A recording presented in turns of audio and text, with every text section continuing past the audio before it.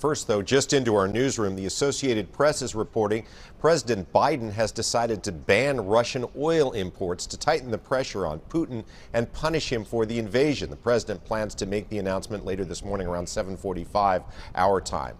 Also this morning, we're finally seeing signs that there could be a way out for thousands of people who are trapped by the fighting in Ukraine. Buses have arrived to take them to safety in at least two cities that have been devastated by Russian bombs. A corridor has been set up to evacuate the refugees. The buses are heading to places where hundreds of thousands of Ukrainians have no water, heat, electricity, or food. Until now, there was no way for them to get out. Already, some 2 million people have fled Ukraine for neighboring countries. 1 million of those are children. Those are the lucky ones. Many more cannot get to the border because of Russia's continued bombardment. A UN team is now in Moscow trying to negotiate for more safe corridors for those people. So far, there are safe corridors, we understand, for people living in the northeastern city of Sumy and the southern city of Mariupol, where some 200,000 people are said to be trapped. In the past, though, plans to evacuate these folks have failed because Russia has violated ceasefire agreements.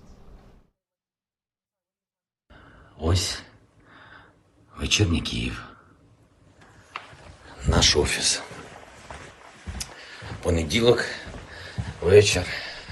In the capital of Kyiv, Ukraine's President Volodymyr Zelensky put out a video showing exactly where he is.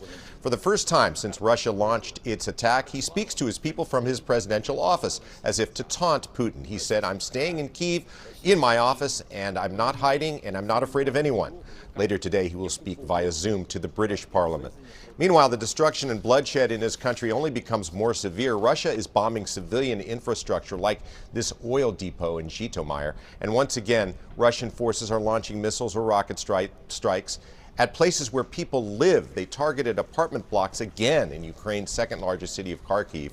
No word on exactly how many people were killed in these attacks. On a visit to Estonia, U.S. Secretary of State Antony Blinken promised more sanctions against Russia. This is not the Russian people's war. It's not a war of liberation or whatever else they've been told. This is President Putin's war to subjugate a sovereign democratic country. And until he ends it, the world will hold him accountable.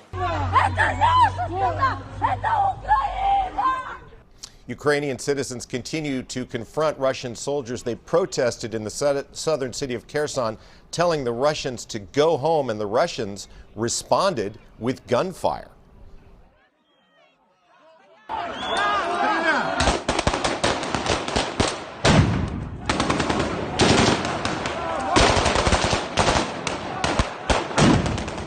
It looked like those Russian troops were mostly firing in the air to scare the protesters. However, at least one person was injured in that confrontation. Megan?